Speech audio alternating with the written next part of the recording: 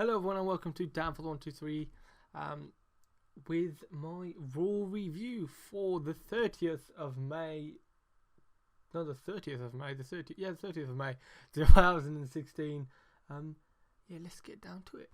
It was live from Green Bay, Wisconsin, and it opened up with Shane McMahon coming out saying, it's just talking about the brand split, saying that the 19th of July will be a momentous day for WWE, and explaining, he goes on to explain that SmackDown will be live each Tuesday, and it will have its own, he did say, definitive roster, I believe was the words he used. And he goes that this will lead to better shows and better opportunities for wrestlers, and just and better shit viewing and stuff. And obviously, I'm not going to talk at all about the draft until and the whole I can't even fucking talk brand split. I'm not going to talk about that until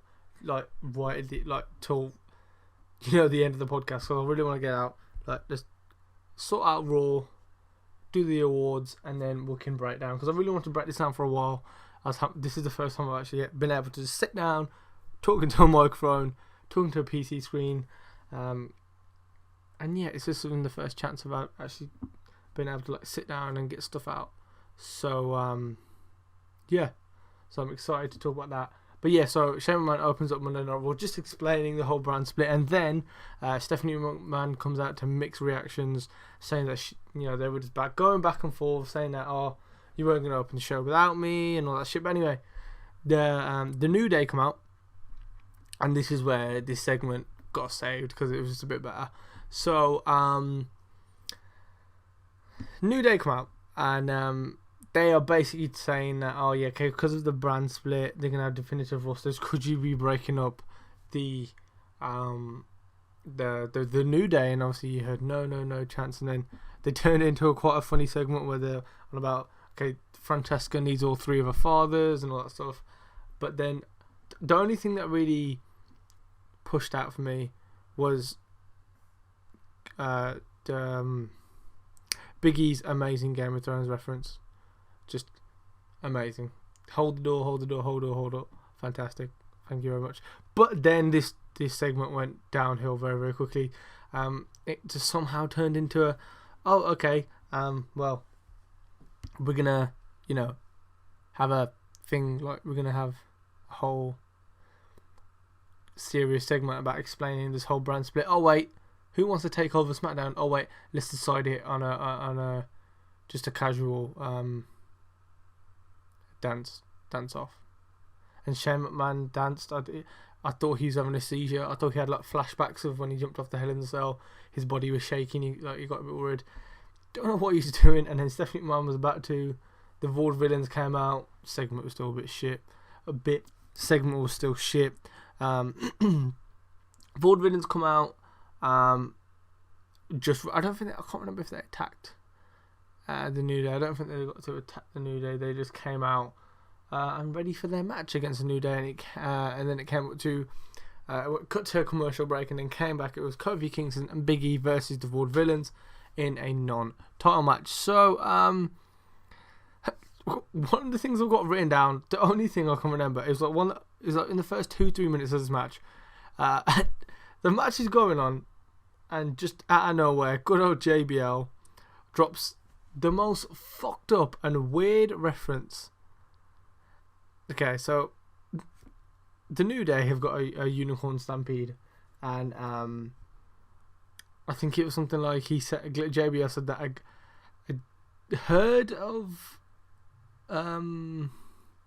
unicorns are called a glory, and for some reason they're going to be stomping on Aiden English one by one, and he's just talking about glory holes. Now, for you people who don't know what glory holes are, it is basically when you go to a public bathroom and there's a hole in the bathroom, and someone puts a bit of money under the bathroom stall, and a woman is on the other side, and one man's on the other side, and the man pulls down his trousers and enters the hole, said hole. And then the woman, I'm not going to go into details, but I'm pretty sure you guys know exactly what I'm talking about when I talk to Glory House. If not, Google it. Just Google it. I give you permission. Go on Google Chrome. Go to the top right hand corner. Click those 3 little bars. Click on incognito. Click new incognito window. Just type in Glory Hose. Click on videos or photos. You guys will be educated. Okay, never mind. Let's swiftly move on to that. So you've got I can't believe I was talking about Glory House for about 2 minutes on the podcast. I'm so sorry, everyone. So the match is going on. The New Day were on offense, and then all of a sudden, Carl Anderson and Luke Gallows show up and attack. I believe it was they attacked. What's his name? Xavier Woods. Then they attacked Kofi Kingston, and obviously Big E was in the middle of the ring when Big E was left in the middle of the ring. Aiden English and Simon Gosh were like beating the shit out of him, and then Luke Gallows and Carl Anderson go into the middle of the ring and give perform their finisher on Big E, which is I can't remember what it's called. Their finisher, whatever it is. And then they stood tall over Big E, which I thought this is interesting. Like when it reflecting on Raw, just as a whole, reflecting on Raw, the best parts of Monday Night Raw tonight was 100% anything to do with the club. The main event was okay, but other than that, anything regarding the club in tonight's Monday Night Raw was fantastic. They killed it in every segment. They were in 2 segments, killed it in both of them. Well done. But yes, I thought, just going back to this, I thought this is interesting purely because it's about time these guys actually. I know they've just got introduced into WWE, and they've only been here for 2-3 months or whatever it's been. But you've got the new instead of the New Day dropping the tag titles to the Vaudevillains, who are a main event, as in, okay, let me rephrase main event. I mean, talking about the show. So it's more like the Vaudevillains are more of a superstars, or what else used to be called? Sunday Morning Slam. Remember that one? Yeah, they are more that. Whereas you've got Carl Anderson and Luke Gallows, they are Monday Night Raw main eventers, regardless. Like, these guys can hold their own in the main event without fail. So yeah, instead of New Day, who are just so over, with their just being the New Day, and they're not going to lose a tag title to like a mediocre heel tag team. They're better off losing it to a much better, they're over and they're heels at the same time. It's fantastic the way Carl Anderson and Luke Gallows are actually together and combined at the moment. Like, they're killing it. So fair play to them. They're doing an amazing job. So it just makes sense for them to lose, the New Day to lose their titles to a big heel tag team, and the big heel tag team really is Carl Anderson and Luke Gallows. I'm hoping this can go into they have their match I'm hoping for a match at Money in the Bank. The New Day win. Then we've got what's next? I think it's Battleground next. Yeah, Battleground. They have a match then, again, through like a disqualification or something. Not a clean victory, not a clean win. Again, they lose it. Like, what would be nice to see is that Money in the Bank, they lose to a count out. It would be a shit ending, but hopefully they can put a good match on at the start and then end it in a shit way. But it'll make sense eventually. So like, they could, have a match and then it'll end in a count out. Then at Battleground, they'll have a match and it ends in a disqualification. That'll be, so the count out could be, just one of the members of the New Day and Carl Anderson or Luke Gallows is fighting at the outside, and before they know it, boom, ring, ring, ring, the bell's gone. It's the count, gone to the count of 10. That's it. They've both been counted out. But when it comes to the next pay-per-view being Battleground, that'll be disqualification, but on the hands of Luke Gallows and Carl Anderson, because they're the heels. So you want them to get a chair, a kendo stick, Francesca to hit someone with something. Carl Carl Anderson's trying to, for example, Carl Anderson's trying to distract the ref while Luke Gallows goes and gets a chair. But just before fucking Luke Gallows hits one of the New Day with the chair, the ref turns around, sees it, boom, ring, ring, ring. You're disqualified. Finished. Right, all culminating, leading up to their main event match at SummerSlam, where Carl Anderson and Luke Gallows actually win the titles. And it'll be interesting because what happened later on in Monday Night Raw and more. I can't even fucking talk. It's annoying. Sorry, guys. In regards to what happens later on in Monday Night Raw, where it is the club being Carl Anderson, Luke Gallows, and AJ Styles, so they're all on the same page. I'll talk about it later on. But yeah, so they're all on the same page. So it'll be nice at SummerSlam if AJ Styles could win a US or a Intercontinental Championship some way, somehow. I would prefer a US, really, just to give that title a bit of fucking prestige, and you're giving it to a main event guy who can definitely end a Monday Night Raw with his segment over the US belt, as long as he's against the right opponent. So, for example, later on in the show, AJ Styles, John Cena have a bit of a, brawl type thing. That'd be a great way. You can get John Cena somehow wins the US off Rusev, gets rid of Rusev. We don't need that shit anymore. Rusev, you're amazing. I love you, but you got to move aside for a sec. While John Cena has the belt, AJ Styles, who they've just had the brawl with in today's Monday Night Raw, we'll talk about it in a sec. Something could happen there. A match. AJ Styles wins it at SummerSlam. Therefore, you got the Bullet Club. Same to the Shield. I think the Shield did this in at Extreme Rules after WrestleMania 30, I believe it was. It was Roman Reigns and Seth Rollins won the tag titles. Oh my God, what a tag team! And Dean Ambrose won the US title, and then you could do the same here with Carl Anderson and Luke Gallows win the tag team champions, win the tag team belt. Against the New Day at SummerSlam, and a potential AJ Styles winning the US title off of John Cena. Fantastic. I've just booked an amazing storyline. Where were we? Yeah, anyway, back to the next segment. So, we had a little backstage segment with Renee Young and Carl Anderson. They were basically, she asked him about AJ Styles, and they go, no, she didn't ask about AJ Styles, she just asked for an explanation of what happened there, and they just basically go, we can inflict as much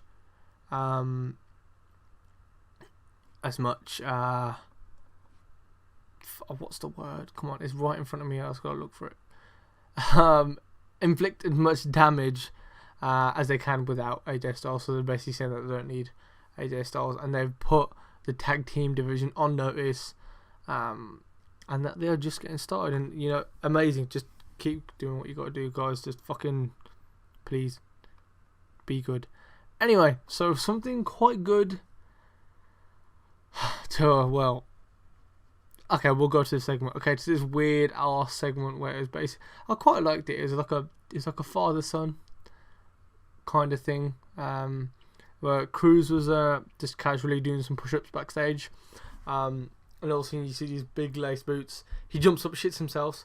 And then asks the question, have you got a problem with the new era too? It shows the bit, camera moves the Big Show's face, and he goes, he's been knocking guys out since the Jurassic era, the fucking Attitude era, old era, new era, it doesn't matter. And then, probably the worst line of the week, or of the fucking year, calendar year, Cruz says to fucking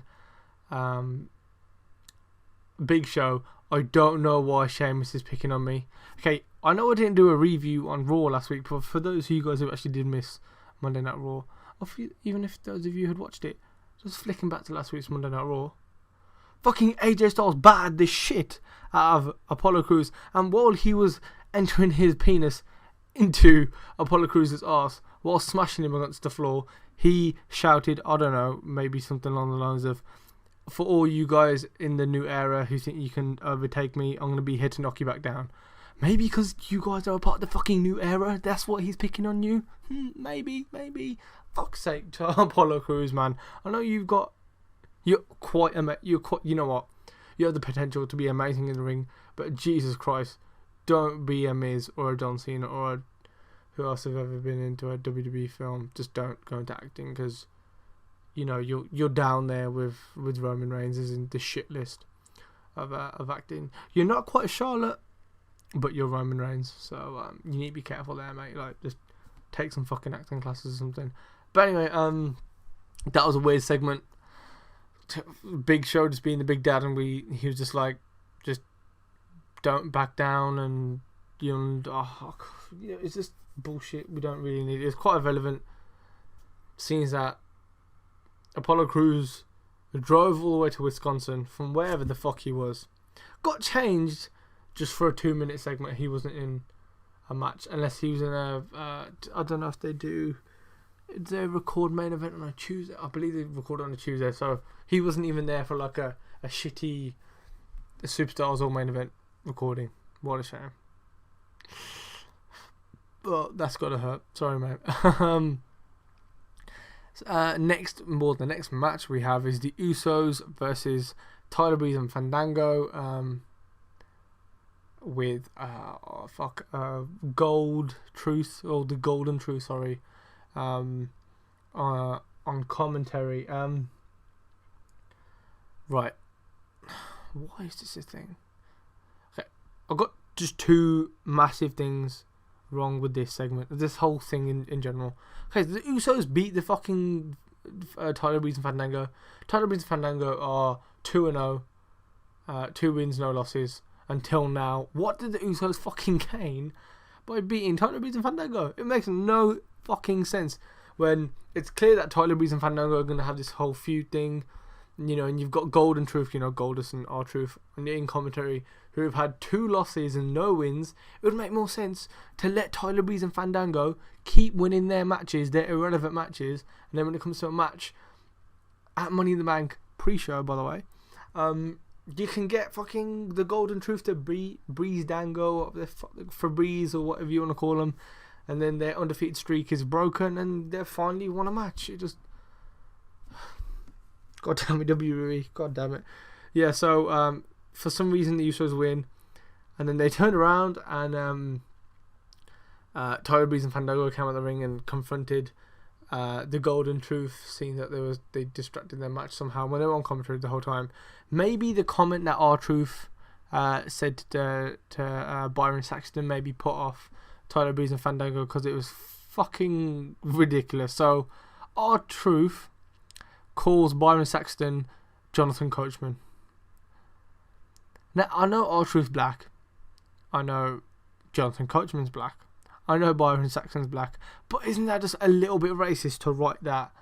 You know, I presume all these fucking WWE creative writers are white, because their sense in comedic anything is shite. So, kind of sums it up there. But, like, was that meant to be funny? Like, was I meant to turn around and go, what a joke? Lol. Was I meant to piss myself and laughing at that joke? Or, like, casual racism, that is. Just casual black racism. Unlucky. But if anyone cares, you know, the Usos did beat Tyler Breeze and Fandango in 1 minute 40 seconds. Pretty interesting. Then, what do we have next? We have Roman Reigns. Oh, good old Roman Reigns. Now, if you thought Raw was pretty shit leading up to this, it's about to get a whole lot of shitter. So, Roman Reigns comes out, and good old Kevin Dunn. Now, for example, for you guys out there who do not know who good old Kevin Dunn is, the next time you watch WWE Monday Night Raw, and your boy Roman Reigns comes out, and you hear a lot of boos, and then they slowly fade out, and they quiet down, and you don't hear them, and it sounds like no one's fucking reacting to Roman Reigns, because Kevin Dunn's there, you know, just lowering the crowd volume because of the boos. Generally, his music hit, being Roman Reigns' music hit, and he went boo,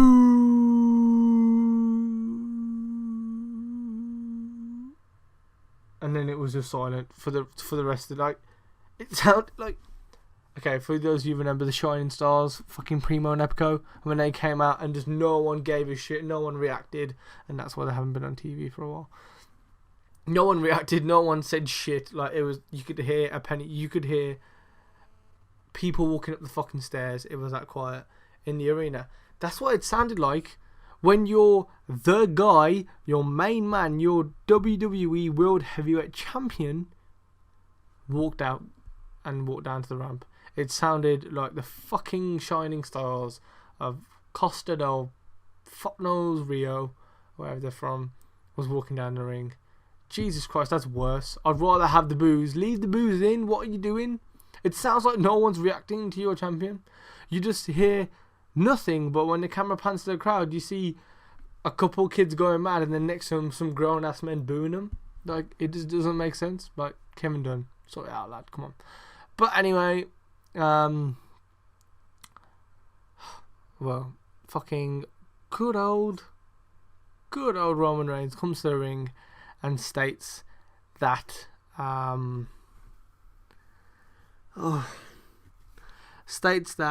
Seth Rollins was the man, and therefore, and you know, as everyone knows, that Roman Reigns is the guy.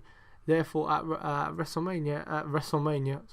Money in the Bank, it's just casually going to be the guy versus the man. Now, if they fucking promo this Money in the Bank main event match as the guy versus the man, all hope is lost for everyone. Like, this is so gutting because we've had a lot of good consecutive Monday Night Raws. Like, last week, it hurt me not to review that Monday Night Raw because we had 4 amazing matches, you know, or basically every single qualifying match for the Money in the Bank briefcase match.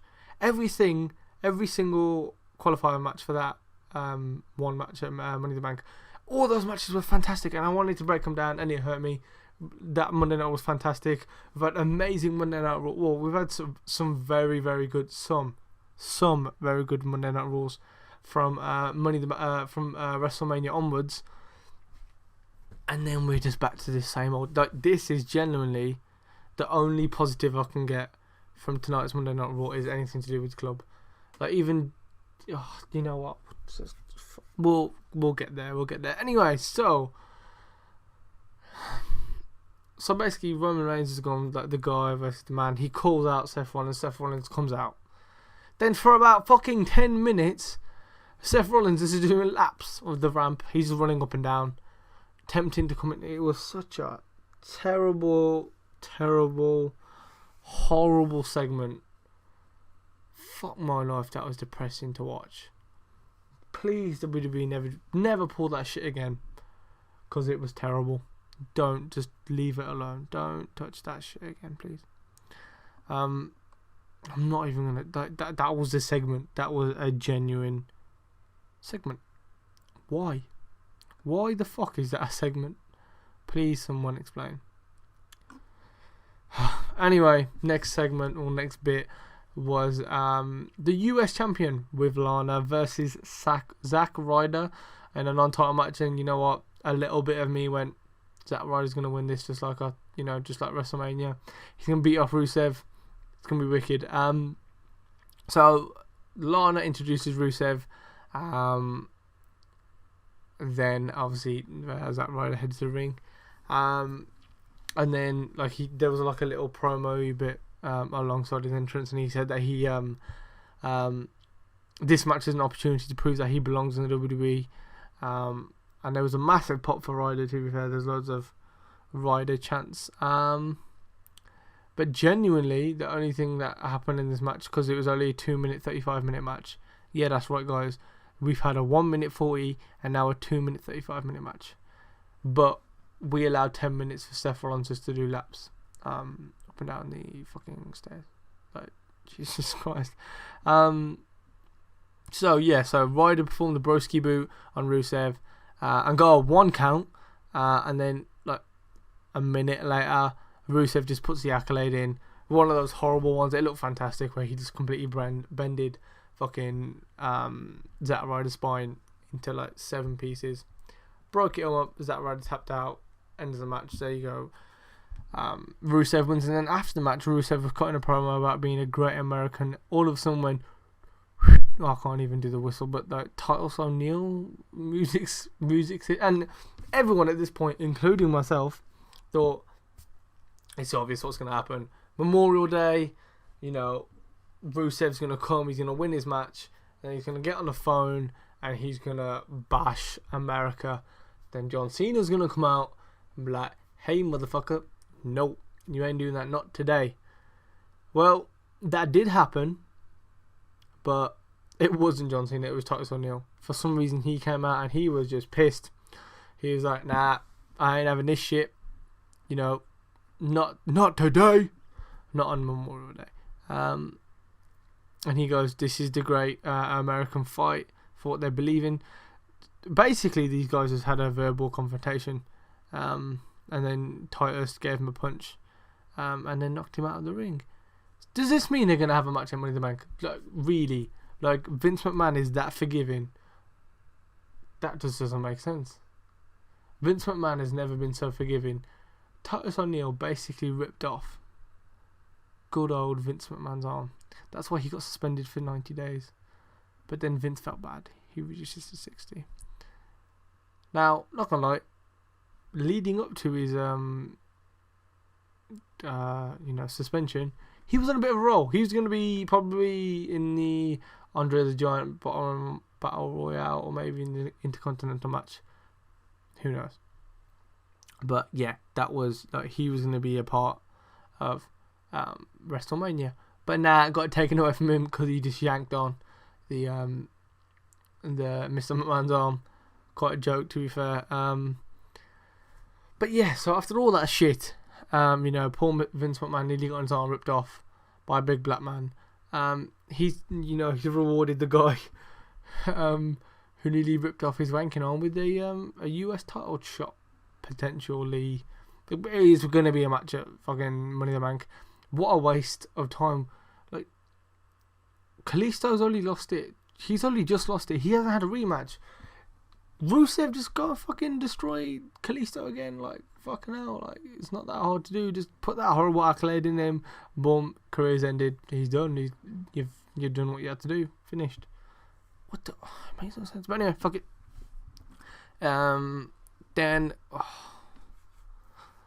Then we have oh no, I thought it was a really bad bit. Wasn't it? It was okay. Then we had Enzo Amore making their Enzo Amore and Big Cass making their entrance, which got a big pop finally off this crowd. I feel like for once, because of the how hyped up and loud Raw is, it wasn't the crowd's fault. Like, it was a dead crowd because it was a dead Raw. Like, it's just happens sometimes. You get a shit Raw and the crowd won't react. And finally, the crowd got one good big pop when Enzo Amore and Big Cass came out, and they basically came up and Cass started, just listing loads of cheeses, and then every time Cass said a cheese, Enzo was like, "How you doing?" And the crowd kind of like carried it on. Then I thought this got funny. Then near the end of the name listing of the cheeses, Big Cass mentions blue cheese, and then he goes, "I'm not going to mention the cheese from Down Under." He's clearly referencing the STD for women. Like, is this what WWE's come to today? You've got fucking passive racism between two black guys. You had something else. You had passive racism. You had fucking blue STI, like sexually transmitted diseases. What the fuck is Monday Night Raw? Like, I don't even know anymore. The writers are probably on a mad one. Leave them to it. I don't know what these guys are planning, but fuck it. Just, casually referencing a fucking female STI. Why not? But yeah, fucking the Dudley boys came out. And they had a match. Enzo Amore and Enzo. I keep just for some reason I keep referring to Enzo Amore and Big Cass as Enzo and Amore. Fuck's sake. It's been a long day, sorry guys. It's been a long ass day. So anyway, yeah. Enzo Amore and Big Cass go against the Dudley Boyz. To be fair, I just love it when Enzo and Cass do their fucking like. Big Cass is in the ring and he's just like picking up Enzo and throwing him around. They're quite, they're different to it's different to see. So I thought like that was quite good. They did those a couple of times. Then the Dudleys got a late near fall when Bubba went up to the top and stood there while Enzo trash talked him, and then Cass threw him down. And then a couple moments later, Cass tagged in Enzo for the rock launcher. Pretty sure it's the Rocky launcher for the win. And yeah, that was it. And that was a 9-minute 20 match. And fuck me, that did not feel like 9 minute 20 seconds. Why? It's because 4 minutes of this match was adverts. So why not? There was a 5-minute 20 match. Another squash match. Like, there was basically no matches. I think there was more time talking about sexually transmitted diseases and passive racism on this Monday Night Raw than fucking actual matches. Like, geez, there was just fuck all today. Then we got, what did we get? Oh wow. Then we got probably the best segment of the night. You got the return of John Cena, and he makes a as his music hit, there was obviously all the kids going mad, and although he still got his little boos, but it was a loud pop.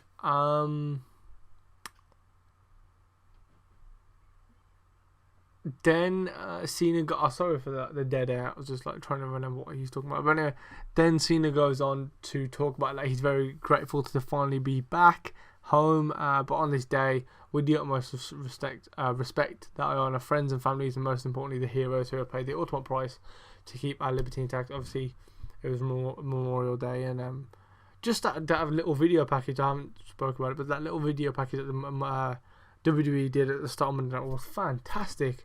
Where they did the whole John F. Kennedy speech, and then you got the wrestlers saying lines. Fantastic, amazing, emotional. Like, what a great video package. Well done, WWE. But yeah, so he's on the ring.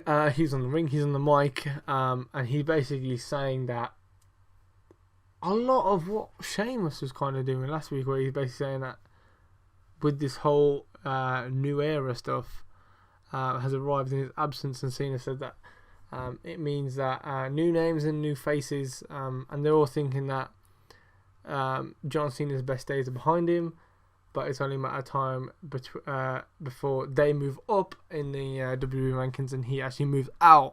And then Cena goes on to say that he will not go quietly into the night, and Cena says that the new era, the future of the WWE must go through him. That's when he does a little mic drop, and then AJ Styles' music hits and everyone loses their shit, including me. Holy shit. John Cena, AJ Styles in the same ring. Wow. Amazing. It's fucking amazing. So I was expecting to see this, but I wasn't expecting to see this so quickly. Like, John Cena's just come back in, and AJ Styles, since AJ Styles has been in, John Cena's been out. So the first opportunity WWE had to put them together. Fair play, they put them together. So the crowd was losing their shit, and you got a very, very loud "Let's Go Styles" and "Let's Go Cena" chant. Wow, it was fucking loud. So they waited a while to soak it in, because fair play, why wouldn't they? The crowd was going mad. But then Styles goes on to tell Cena that he's been waiting for this moment for a long time. And then Styles said that Cena has a bad reputation, and that he's praised him for busting his butt inside the ring and for everything that he's done for the company outside the ring. But Styles says that he respects Cena's hard work, and he's sure the rest of the locker room does too. But Styles then wanted to be one of the first to welcome him back to WWE. And then shook his hand. And then that's when Luke Gallows and Carl Anderson made their entrances and their music hits. And as they walk into the ring, they're basically going, we're going to kick AJ Styles' ass and John Cena's ass. Let's do this.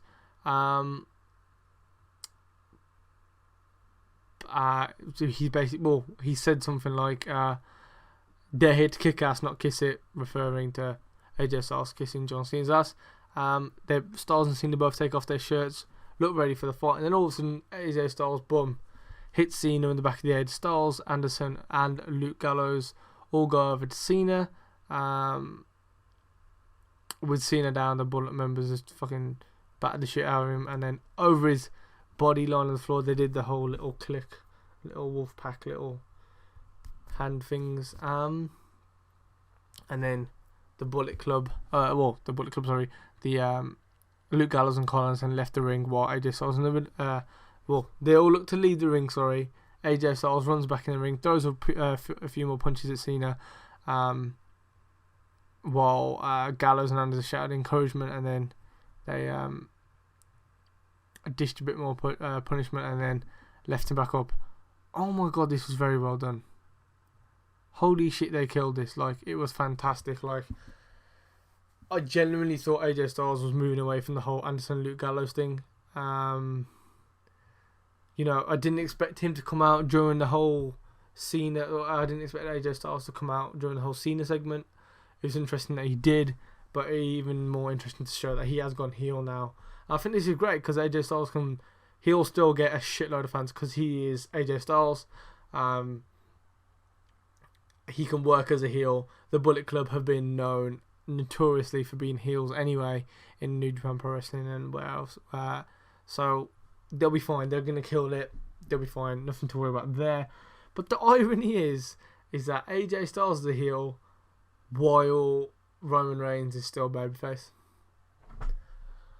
Why? Why WWE? Fucking why? But yeah, anyway, like, this is potentially leading up to a whole Styles and Cena, the club, or like I was saying, Styles and Cena match. Just yes. After what I've seen AJ Styles work, his work rate, like, Roman Reigns did nothing in his matches between him and Roman Reigns. Like, AJ Styles and Roman Reigns matches, Roman did fuck all. It was all AJ Styles. AJ Styles was putting the theoretical rings, the ropes. He was, he strung both matches together, Money in the Bank and in Payback, and fuck me, there were two very, very good and entertaining matches. AJ Styles, mate, you can work with anyone. That's a fact. And the fact that you're going to work with probably just as good as worker as you. Jeez, these guys are going to put on some amazing matches. This is going to remind me of Kevin Owens, and when Kevin Owens and Cena's matches, they were fucking amazing, and this is going to be on par, hopefully better than those matches. So, oh yes, thank you. Well, after that amazing bit, then we go over to some just shitness. Oh god, I can't, like, generally it was Natalya versus Dana Brooke. If you guys want to guess quickly how long this match was, only 5, 4, 3. It was 1 minute 20. This was another match, just squash after squash match. Like, jeez, like, it was just the main event. The main event was the only proper match we actually had. Everything else was squash. Everything else had really no meaning. Whatever. But anyway, Natalya went for her finisher, but Charlotte hopped into the ring apron and distracted her. Therefore, during the distraction, Dana Brooke uses it to perform the Michinoku driver for the win. That was it. Oh wait, no, I forgot. I switched off at this point. Well, I didn't switch off, but I zoned out. But after the match, Charlotte and Dana Brooke go and attack Natalya, and while they're attacking Natalya, Becky Lynch comes out and makes a save, and Dana Brooke and Charlotte run off.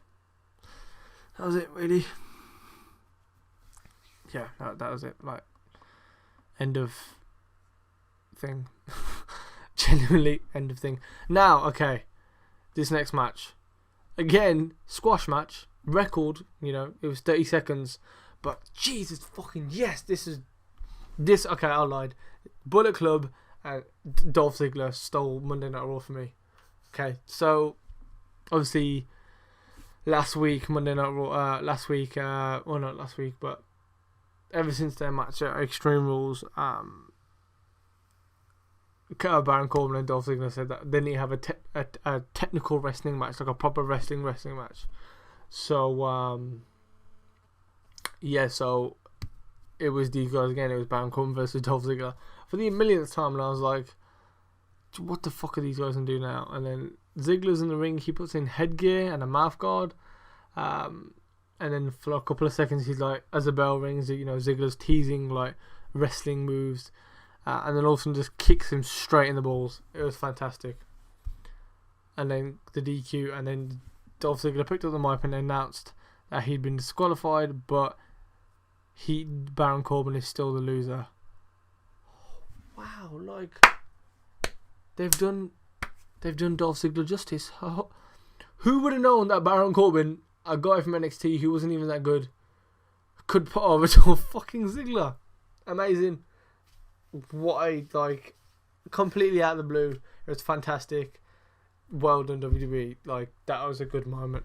Fantastic. Like, just a straight kick in the balls. Well done. Now the main event. Yay. Main event time. We have Dean Ambrose, Sami Zayn, and Cesaro going against Kevin Owens, Alberto Del Rio, and Chris Jericho. For all you guys who didn't know, this was the Money in the Bank participants. So the only thing I can genuinely remember from this match, it was an okay match, but all you heard chanting while Chris Jericho was in the ring, which is quite a long time, was stupid idiot. Fantastic, amazing chant. It was good for the whole while Chris Jericho's in chanting that. But anyway, we had Sami Zayn performing a big dive onto all three of the heels, leading into the break, and then there was a couple of hot tags, but it was interesting that Chris Jericho hits a code break on Ambrose, then Owens tags himself into the match, covers Ambrose for a 2 count. Jericho is pissed at Owens. They have like a little back and forth. Then while these guys are arguing, Cesaro struck them both and performs a Cesaro swing on Jericho until Alberto Del Rio breaks it up. Then Sami Zayn performs a haluva kick on Del Rio, but then Owens hits Zayn with the super kick, and then Ambrose slides into the ring. It's fucking confusing, sorry guys, but this is how all 6-man tag matches always end. Then Ambrose slips into the ring, drops Owens with the Dirty D's, and pins him for the 1, 2, 3. Now, one thing I did forget, there was one point right at the start of the match where you got Cesaro, he's on the ring apron, does like a fucking almost a rolling senton bomb into, I think it was Kevin Owens, and then runs straight into and uppercuts. I think he uppercutted Del Rio. Yeah, he uppercutted Del Rio. Yeah, it was like fantastic. That was a great spot. Again, Cesaro put a great spot on. What's new? So yeah, then Sami Zayn and Cesaro and Dean Ambrose pick up the win against Kevin Owens, Alberto Del Rio, and Chris Jericho if anyone cares, within 18 minutes. And there was the main event. It was okay main event. It was a shit Raw, bar, 2 main things, Dolph Ziggler and the club, and that was it. But God, with this Raw really is a bit shit, I'm not gonna lie. A bit disappointing. But wow, that is it for today's review of the 30th of May edition of Monday Night Raw. Hope you've all enjoyed this, as again, this is a little snippet from the actual podcast, which is DownForThe123. So do go find us on iTunes and SoundCloud, and then obviously our Twitter will be in the description below. Everything you need to know about us will be in the description below. So yeah, this has been a little segment of my, well, not a little segment, it's the whole segment of my Raw review from my podcast Down for the 123. I hope you all have enjoyed this video. Yeah, and check us out wherever we are. Just Raw in the description below. Just find us. I've been Suki, and I suppose I'll catch you all next time. Cheers.